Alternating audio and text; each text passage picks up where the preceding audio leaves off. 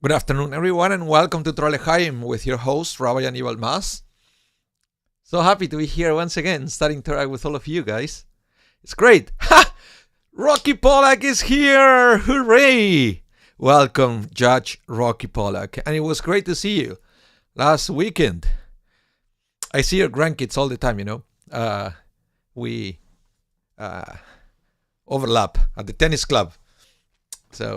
But yeah, it was good to see you. That's for sure. And Parah Goldman is here as well. Welcome. Karen Farkas. You hope everyone has recovered for Purim. Purim is like last year. Now everything is about Pesach. Huh? I know. I'm already having Pesach anxiety and everything that's coming up, and there is never enough time to clean up the house and to prepare everything and to make plans for the Sidarim. And all that. Yeah, especially if you work in a synagogue, multiply that's times 10 for all the special programs and everything, right? Shelly Chochinov is here as well. Hello, Shelly. Have you recovered for Purim? Judy Shorak is here. Welcome. Welcome to the class. Great to see that more people are coming. Karen Farkas, I was thinking of you the other day because you sent me a photo, I think it was last year, of a red cow. Was it you? Because it's this week's Parsha. The Parah Adumah, and I couldn't find the photo. I thought I saved it on my computer, but the problem is I probably didn't put a name. You know how it works. If you don't name the file, then good luck trying to find it after. Yeah, you sent it. Yeah, I remember that. It was a pretty cool thing. So we are going to talk about most of the class today about Parah Adumah, the red cow. Why? Because this weekend is Shabbat Parah. We are going to read the special section in the Torah that, by the way, is in preparation for Passover. It's a parsha of purification. It was a ritual that doesn't exist anymore.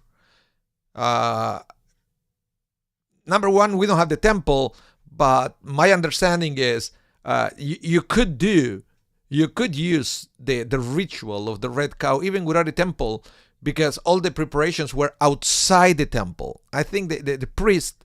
We need the priest and everything, but everything was done outside the temple, and it was fascinating. So we are going to study a little bit about that and what happened with this ritual and all the implications.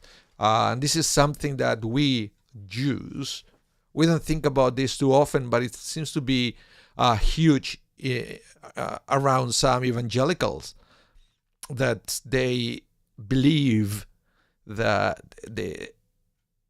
the finding, for example, of a perfect red cow, the way it's described in the Torah, it has messianic implications. And we are going to study why there is that belief going around, okay? Why some people believe that this is almost like the prelude to the coming of the Messiah. For us, would be the first time, for Christians, the second time, but it generates lots of expectation, the topic of the red cow. But we are going to study a little bit. Shelly Chochinov, what you said? Coffee and munching on Hamantashen as we speak. Ha! Good for you. I still have Hamantashen as well. I had not too many, and mostly, I believe, prune, which I don't like. It's like eating popcorn. You know that at the end you have all the kernels in the bottom because we are selective as we go, and then when we touch a kernel, we let it go, and then of course when we finish, all the kernels are at the bottom. The same happened with me and Hamantashen. My wife makes different kind of Hamantashen. She makes prune, she makes poppy seeds, and she makes dulce de leche, which I call the Argentinian Hamantashen. So what happened is I'm selective as well. I start with dulce de leche. When dulce de leche is gone, I continue with poppy seed. When poppy seed is gone, I see the Hamantashen there, like the prune. I say, how it is possible that only prune left? Because nobody in the house seems to like it. Anyway, I know. I think my wife does like the prune Hamantashen. Do you like prune Hamantashen? Let me know. I would say that there is. My impression is that the prune Hamantashen is the least favorite for people. Some people like chocolate. Poppy seed, not bad. It's kind of flavorful. My favorite, dulce de leche. The Argentinian dulce de leche. and I get it. I get to have it every year because my wife makes it for me. She makes I don't know how many dozens this year. Whew. Yeah. So now I have like 4 weeks to lose a little bit of weight before I put it back during Pesach with all the matzah that I will probably going to eat during the week of Pesach. Okay, welcome everyone. As I promised you, we are going to study about Parshat Parah, the portion of the Torah that Karen Farkas said, you love prune, ham, and tashen, a poppy seed. Okay, you like prune. Okay, you see, and I think the secret of the prune is all the spices and the people use to mix with the prune, right? Sarah Bloomberg, good to see your name in the chat. That's a name I haven't seen in a while. Welcome. Shelly Judge of apricot. I forgot. Apricot is good too. Yeah, I like apricot. Okay. Sarah, this was your bat mitzvah portion. Okay, let's see if you had the opportunity to study any of the texts that I'm going to share with the group today. Okay, so let's study about Parshat Parah. Let me read a little bit. It's a long portion, but I want to read a little bit of the commandment of the red cow. Okay, so it goes like this. The Lord, let me remove the QR code for now. There, so you can all see what's going on here. So, the Lord spoke to Moses and Aaron, saying, this is the supra-rational command of the Torah. In Hebrew, it says, Chukat HaTorah. Okay, and we studied this many times on Torah L'chaim, that the concept of Chukat, of Chukim, are all those supra-rational laws from the Torah, sometimes called ordinances. Okay, so you have Chukim and Mishpatim. The Mishpatim are logical. Okay, the Chukim are illogical, sometimes called supra-rational. Okay, I guess it sounds better than illogical. But I translated it like this purposely because this is a commandment that out of the bat you will realize that seems to be absolutely illogical or supra-rational. Welcome, Priscilla Kerr. Welcome to the class. So, let me read again. The Lord appeared to Moses and Aaron saying, this is the Chukat HaTorah, supra-rational command of the Torah, that the Lord has commanded. Instruct the Israelite people to bring you a red cow without blemish. Now, the translation as red is kind of tricky because the word in Hebrew is Parah aduma. Okay, aduma. The word adom, which is translated as red, has a direct connection with the word adama, which means ground or earth.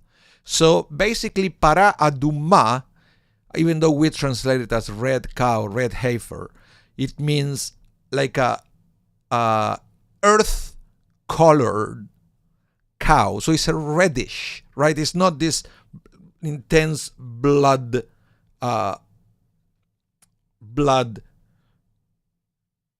red, right? But it's a red that is almost like has like an earthy color. Okay, it was very important to understand what kind of cow we are talking about. Okay, red cow without blemish, in which there is no defect and on which no yoke has been laid. You shall give it to Eleazar the priest. It shall be taken outside the camp and slaughtered in his presence. Eleazar the priest shall take some of its blood with his finger and sprinkle it 7 times toward the front of the tent of meeting. The cow shall be burned in his sight. Its hide, flesh, blood shall be burned, its dung included, everything. And the priest shall take cedar wood, hyssop, and chrism stuff, and throw them into the fire, consuming the cow. So, more elements. It's almost like witchcraft. Everything has to be mixed together. Now, after that, the priest shall wash his garments and bathe his body in water. After that, the priest may re-enter the camp, but he shall be unclean until evening. He who performed the burning shall also wash his garments in water, bathe his body in water, and be unclean until the evening. Okay, unclean in this sense means impure. Impure. It's not doesn't mean unclean like from hygiene point of view. It's spiritual impurity. A man who is clean shall gather up the ashes of the cow and deposit them outside the camp in a clean place to keep for water of lustration for the Israelite community. It is for cleansing. He who gathers up the ashes of the cow should also wash his clothes and be unclean or impure until the evening. So, what happened here is very interesting. Thank you, Karen Farkas. I will check the email in a minute. Julie, welcome. And Maria, welcome as well. So, what happened is the whole ritual of the red cow. Let me show you one that I have here. I have a red cow. This is not the one Karen sent it, but you can see it here. Well, all of a sudden, I feel that I'm in the dangerous place to be under a cow. But lucky me, it's just a photo, okay? So it was a ritual to purify the people of Israel. So these ashes has to be mixed with water, and then the contact of a person, an impure person, with those ashes and the water will make them clean. Okay? If you came in contact, if you are impure and you touch that mixture, you become pure. But if you are pure, if you touch it, you become impure. Understand? It's kind of, and it's difficult to see the logic why this mixture will purify a person. The Torah doesn't say why. So it's kind of weird thing. Okay? It's kind of a weird thing. Now, let me let me explain in a nutshell what we are talking about here. Okay? In a nutshell, the Torah tells us that the one who comes into contact with a corpse, for example, by touching or even being under the same roof as a corpse, becomes impure. He cannot enter the holy temple or partake of the sacrificial offering or other sacred foods until he purifies himself, right? As part of the purification process, the priest should slaughter the red heifer, the red cow, and burn it on a pyre, together with cedar branch, hyssop, spring, and crimson wool. They will then take the ashes, mix them with spring water, and sprinkle the mixture onto the impure person. Is that clear? If you have any questions so far, please let me know in the chat. I'm very curious to see if you have any questions about this ritual. Okay? Now, this is the interesting thing. Let me see, Karen, if I can find the photo you sent me. Let's see. You sent me to a website here, right? And you can see it from where you are, I guess. Let's see. I can copy the image here. You guys can still see me here. I'm going to try and show you here the photo that it was sent to me. Here it is. Oops. This is the photo that Karen Farkas just sent me. And please, Karen, let us know where this is, right? And you can see lots of red cows there. So you may be wondering, what's the big deal? It looks like we have red cows everywhere, even in North America, right? You can see it there. Look, there is even one here that it's looking at the camera. It's very aware that a photo was taken. Yeah, it's very common. Red cows actually are not as uncommon as people may think. So, Rocky Pollack, you said there is something unholy about a corpse. Yeah, the corpse actually is the number one source of impurity in Judaism. Yeah, a contact with a corpse will make people impure right away. That's why the Kohanim, the priest, they were not allowed to be in touch or near a corpse. They couldn't even go to the cemetery unless they were burying a mother or father. It's very complicated. And again, the Torah doesn't give a reason why. But you should know the corpse is number one source of impurity. Karen Farkas, I will highlight this, you are telling us where this is from. This is Sherwood Park, Alberta, Canada, for those of you who are wondering where this was taken. Okay? Very good, very good. Now, Shelley, yeah. So if the red cows are so common, or in other words, are not so uncommon, what is the big deal? Well, it's what the rabbis call the disqualifications. Okay? There are lots of disqualifications. There are lots of things that make a red cow render invalid for the rituals. And these are, I have it right here. Number one, the cow must be at the minimum with its third year of life. That means 2 years plus a bit. So, in other words, whenever we talk about the red cow, it has to be 2 years old. Okay? And this is from the Mishnah. Mishnah has an entire section called Parah to explain all these laws.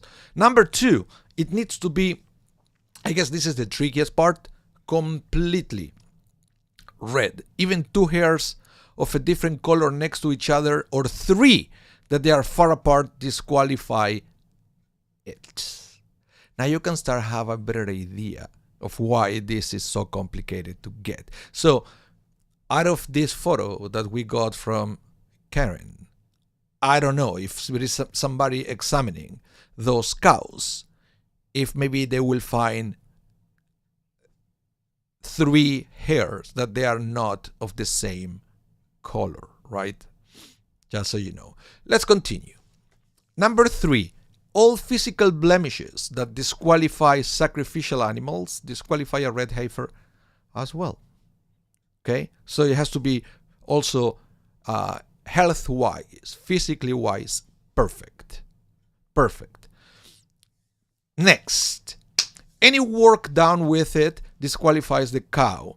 Work, in this case, includes even a person leaning on it or placing a garment or cloth upon it, unless this was done to only safeguard the animal itself. So lots of things that they had to be careful with these animals. Next, placing a yoke on the cow, even if it doesn't actually do any work, also disqualifies it. If the heifer is pregnant, or even if a male has mated with it, it is disqualified. So even though, again, red cows aren't that rare, they have lots of things, and I think the most important one is the 3-hair rule that, according to historians, okay, according to historians, that's what it was the most complicated part of the red cow. Okay, now let's start. Let's see. I want to read the. Thank you, Sarah Bloomberg, talking about my costume.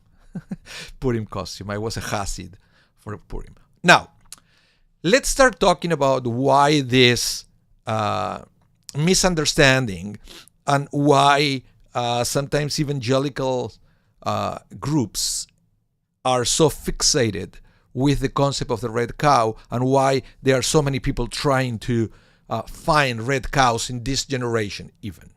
Okay? I mean, the perfect red cows, not just red cows, perfect red cows. Why the fixation? Why the craziness about it?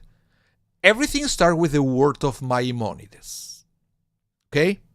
He talked a lot about it. You could see here in the list of disqualifications, we have some sources from the Mishnah, and then even some explanations about it. But Maimonides, you could tell that Maimonides was also passionate about this. Now, he wrote, 9 red heifers were offered from the time that they were commanded to fulfill this mitzvah until the time when the temple was destroyed for a second time.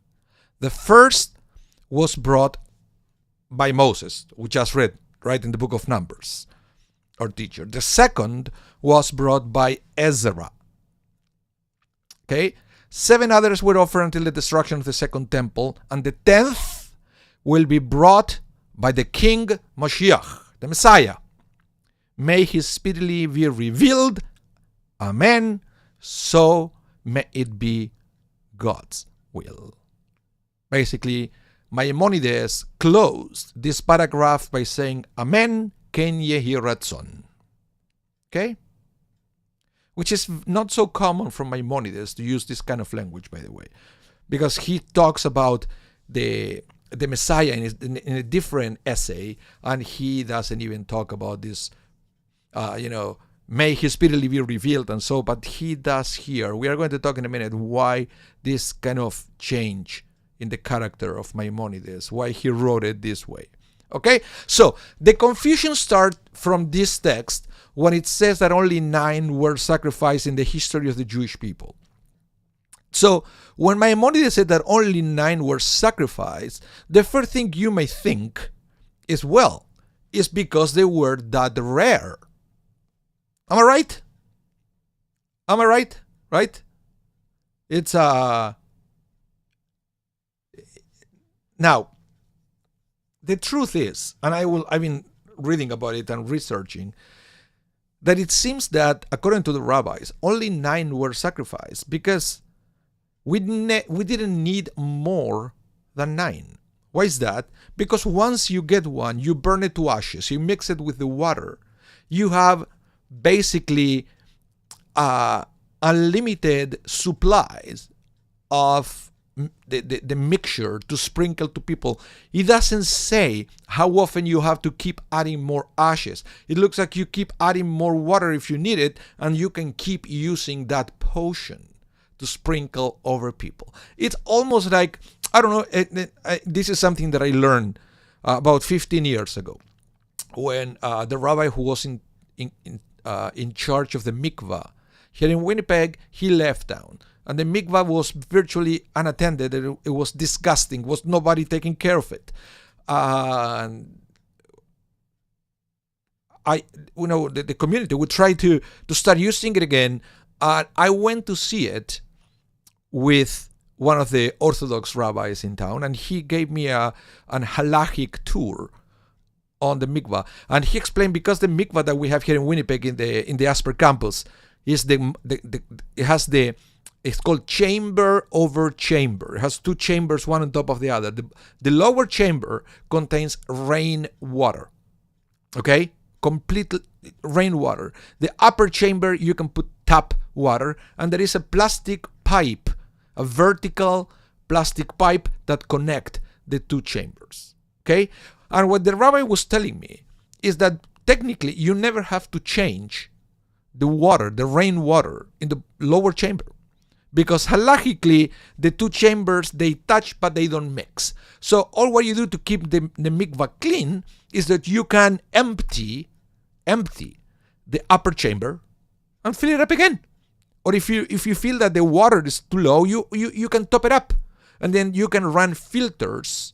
The upper chamber water can run through filters, and sometimes even to add chlorine to keep it clean, because what is important is the lower chamber that contains the rainwater that gets untouched, right? So this is not uncommon, the concept that you can have a basic potion like the ashes of the red cow, and then you just keep adding a little bit of water to use it when you need it.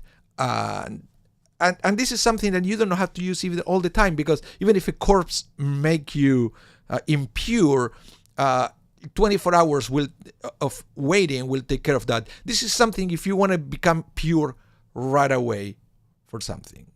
Okay? Judge Pollack, what he said? Bizarre. As soon as the body dies, it is deemed to be the prime source of impurity, yet a dead animal's ashes are the antidote. Well, of course, I guess bizarre will be a perfect translation also for Hukim. Whenever I say super rational commandments, you can use bizarre commandments if you want, because there are lots of laws in the Torah that they seem to belong to the same category, and we are going to talk about that in a minute. Okay, but for now, I wanted to explain to you why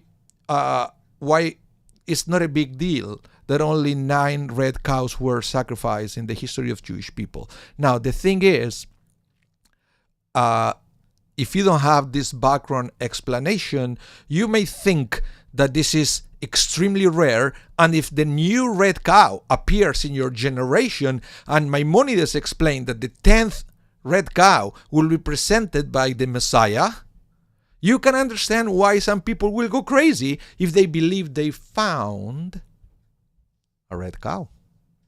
You understand? It's pretty cool. Pretty cool if you don't have the halachic background to understand why we didn't need.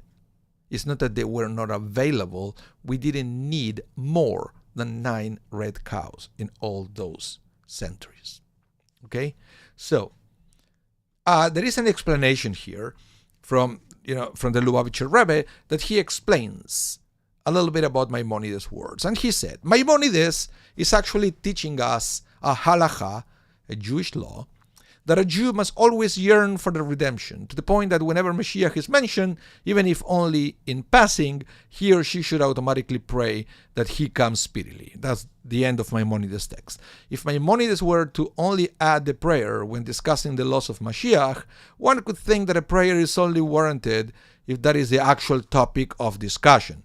By adding it when Mashiach is only mentioned in passing, we learn that it should always be on our mind. Okay? So the whole idea of this is that it's not that Maimonides is actually saying that the red cow will announce the Mashiach. It's saying Maimonides is teaching us something about when to say something positive or a little prayer about the coming of the Mashiach. It has nothing to do with the red cow. Okay?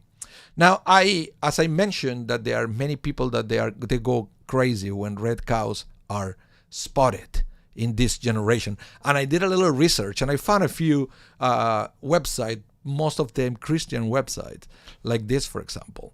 And like this one from Texas. Texas red heifers' arrival stir prophetic excitement in Israel. And this is from 2022. Okay? You can have a little example, and it says here in Jerusalem, right? You say here at the bottom that it said it's quite a sight to see a group of cattle arriving at Israel's busy Ben Gurion airport, and yada yada. They were saying these cows that they were examined and they were perfectly red, and is so amazing. Well, if you pay attention to what I said, it looks like it's not amazing at all. It looks like it's more common than you think to have it. And there is a big confusion that it's not a big deal. It's not that only 9 appear in history, it's that only 9 were needed. Okay, welcome Denise, welcome to the class. So, any questions so far? I hope you can make a question, you can ask a question so I can have a little bit of the coffee.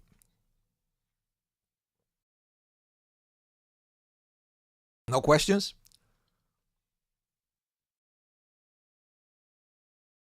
No, for some people it's lunch and learn. For me it's coffee and learn. I usually have lunch after Torah. Okay, so let's go back to almost the beginning and start studying a little bit about the description of this law in the Torah as super rational. Okay? Karen Farkas, why is it called Parah? Clyde, where are you, Clyde? My bar mitzvah portion was Parah. Is it the same portion? Yes, it is. It is. It's basically this week's parsha is not Parah. This week's parsha is, hold on, I will show you. This week's parsha is Tisa. Tisa. Tisa is talking about also the golden calf, right? But then Parah is the maftir. We read the maftir from a second scroll, and we read this portion of the red cow. So technically, we read the portion of the red cow twice in the year. One, when we are reading the whole parsha in the book of Numbers, and also now that we are still in Exodus, when we read as part of one of the special Shabbatot before Passover. So it's called Shabbat Parah because we read the section, just that paragraph, talking about the red cow from the book of Numbers. I hope I answered your question, Karen Farkas. Okay? So, let's ask ourselves a question. The Torah says This is the super rational command of the Torah, Hukata Torah, that the Lord has commanded. Why is the red heifer referred to as the supra-rational command of the Torah? And Rashi explains. Okay? And this is one of the explanations. I found different answers to this question from different rabbis. Okay? I want to share it with you. Rashi says, because Satan, in Hebrew is Satan. Satan is one of the angels, by the way. It's not a bad angel.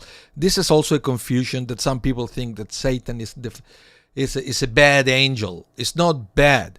It was Satan in the Jewish tradition was created by God to put obstacles in front of people. Sometimes the obstacle could be in front of us. So that's why we pray sometimes. Please, God, remove Satan from being in front of us, and sometimes Satan is behind us, pushing us. So we also pray to God to remove Satan me'achareinu, from behind us. Okay, so no obstacles in front, nobody pushing us into transgression. But that is Satan's job. Satan does not have free will. That's all what Satan can do, because Satan was created to do that.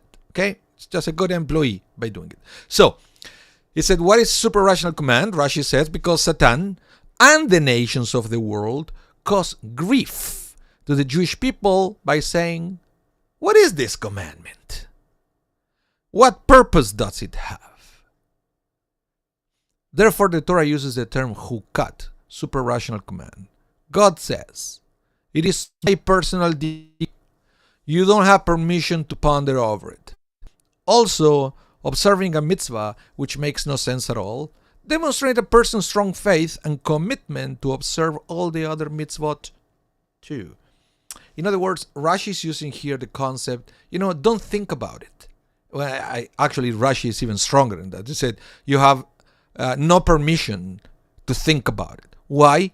Because it's almost like this mitzvah has no sense whatsoever on purpose. It's almost like a test to see if we can fulfill a mitzvah that it has not even a hint of logic.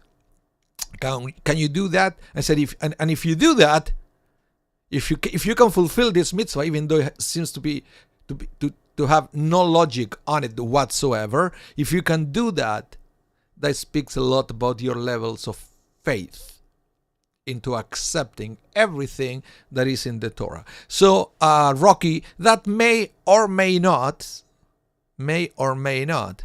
answer what you were asking. When you said this is bizarre, yes, it is.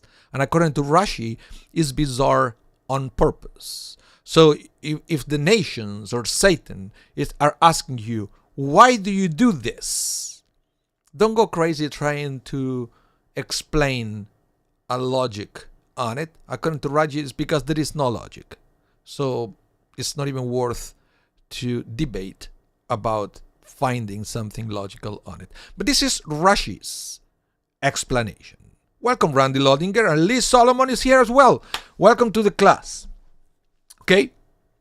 So far, so good. Again, if you have any questions, let me know in the chat. Now, the Ramban, the Nachmanides, okay, now has something to say about Rashi's words. And he says, the nations taunt the Jewish people about this mitzvah for a reason that is similar to the derision of the scapegoat on Yom Kippur, because it is slaughtered outside the holy temple. So the Rambam, what it says is, okay, what is weird about this mitzvah? It's not so much about the sprinkle and thing. He doesn't even talk about it. For him, he said that's fine. He doesn't see to find any problem on all the thing. How is it possible that a corpse, when it's burned, can purify it and so forth? Okay, what it says here, the Rambam, is the big problem here, and that's why people are asking us, what are you doing? Is because all this ritual happens outside the Holy Temple. So how could it be that something that involves the Kohanim, the priest, has to be done outside the temple if we know that it was said in the Torah that nothing could be done outside the temple?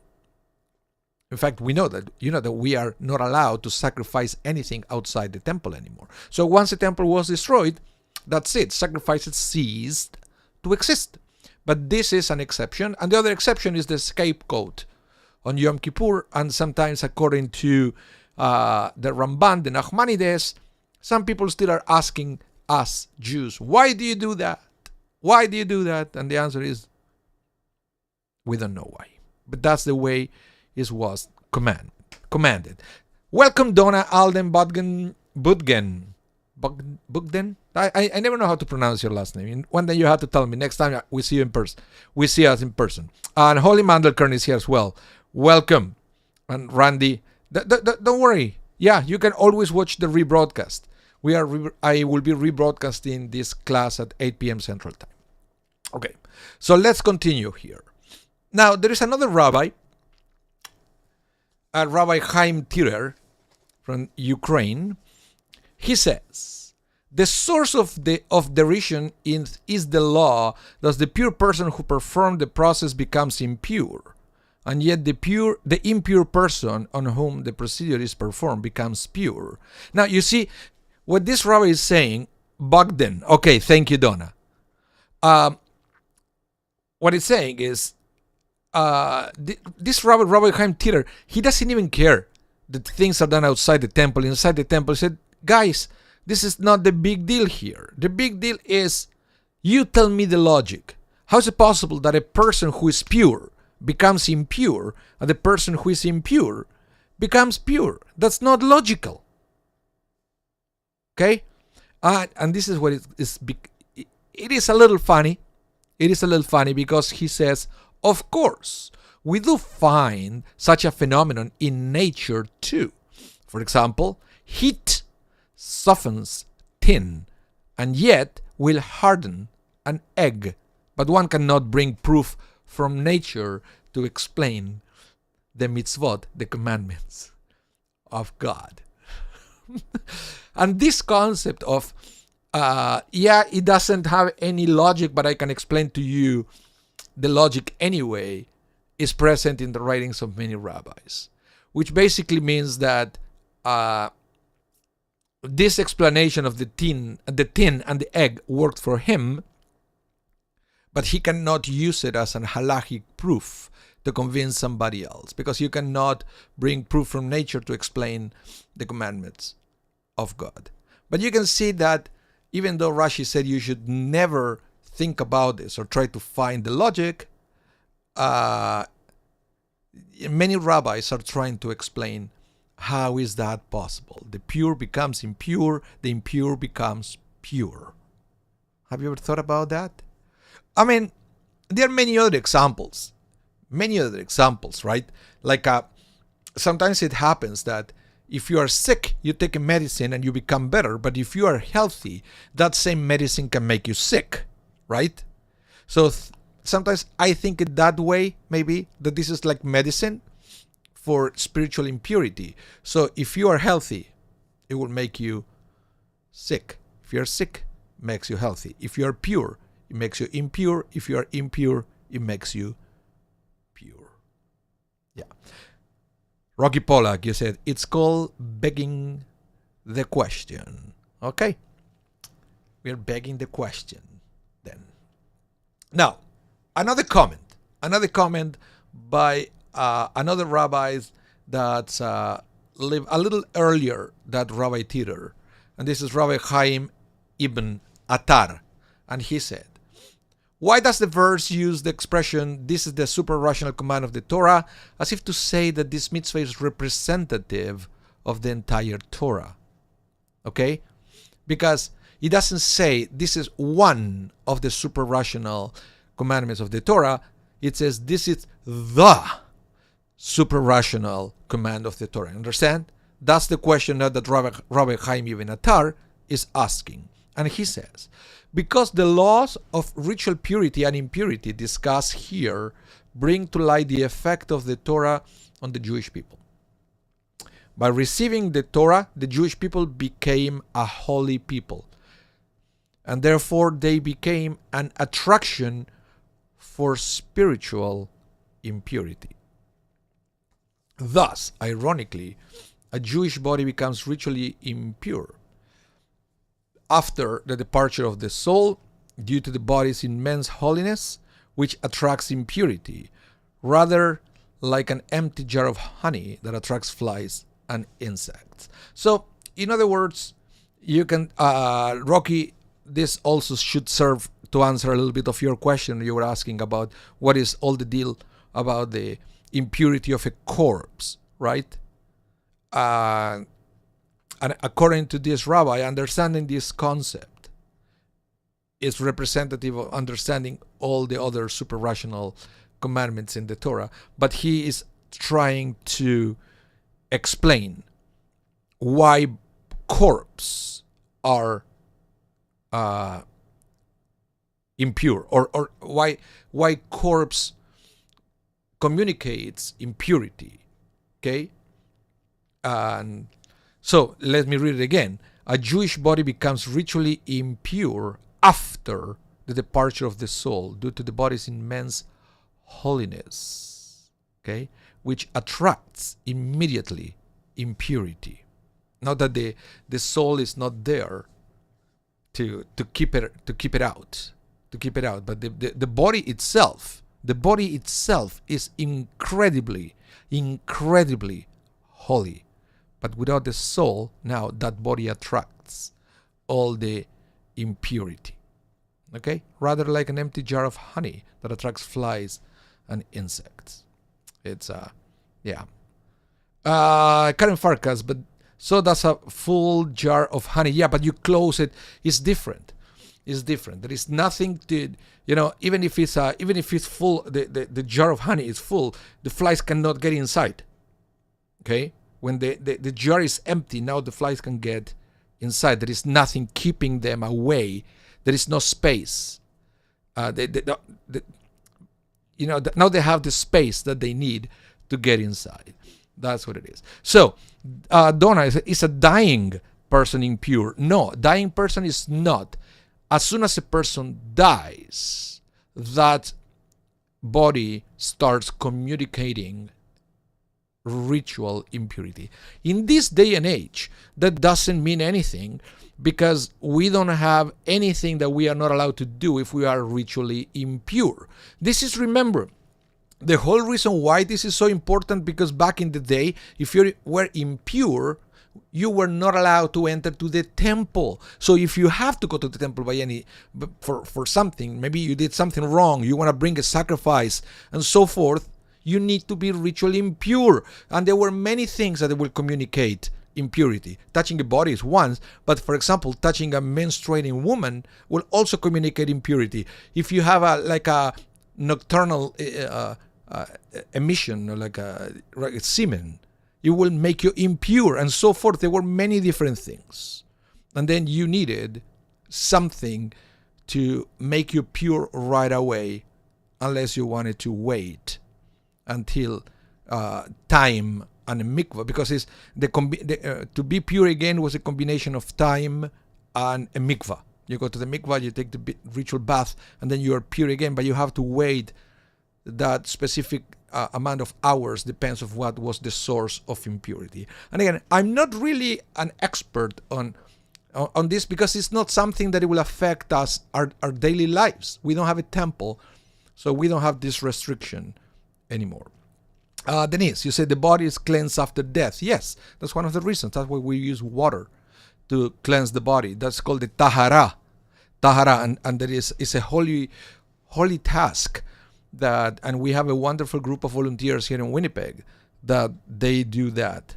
If there is anybody here in the chat that has ever done the tahara, please let me know, because this is something extremely important in Judaism. Okay? Now, the Lubavitcher Rebbe also added a little bit more about this, and he said, it is quite understandable that God, who cannot be grasped by the human mind, may issue commands that likewise cannot be grasped.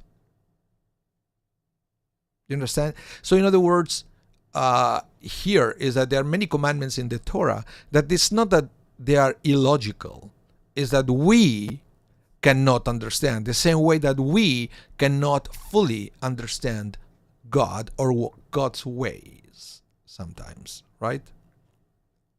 Karen Farkas says, oh wow, so Clyde has done it, and Shelly Chochinov said, you have done it also, the Tahara. Good for you. That's really a holy thing to do. Absolutely. And it's interesting that it's the same way. The person doing the Tahara becomes ritually impure for 24 hours, right? It's the same thing. Same thing. The body becomes pure, but whoever does it, because now it's in contact with a corpse, becomes impure. But you do it for a holy purpose. Okay, let's continue here. What is difficult to understand, says the Rebbe, is a mitzvah that has both rational and irrational elements. So, according to the Rebbe now, he will say that, according to his understanding, the Parah Adumah, the mitzvah of the red cow, has both elements of rational and irrational elements. In such a case, the evil inclination, or sometimes the nations, may argue, why would God give you a command that appears to make sense and yet also does not make sense? Because you see the element, the text that I presented for you with the rabbis, that they kind of look for something that it may be logical, but there are other parts that they are not logical, and they have the both aspects on the same commandments. Okay? So, does God want you to relate to this command or not? Why has God made it so confusing? And this argument is so strong that a person may want to reject the mitzvah entirely. Okay? Rashi writes that to overcome the taunting of others, one merely needs to bear in mind that is my personal decree. This God said, is my personal decree. And therefore, it is unnecessary to ponder the meaning of this mitzvah. You don't have permission to ponder over it. It should be carried out simply because it is the will of God. And this is one of the things that we have to understand about all the commandments, about all the mitzvot. Okay? Always. Of course, we always like to find the logic behind the commandments, behind the mitzvot. And that's great. And that's great that we can do that. But we have to understand that that's not why we fulfill the commandments. It's not that we fulfill the commandments because they are so logical. We fulfill the commandments because they come from God. And yes, some of them will be more logical to us, and some others less or not logical at all. But that's not why we fulfill the commandments. And the Rebbe, and you can see all the other rabbis, will say sometimes we have such commandments in the Torah so we can learn to do things just because God said so.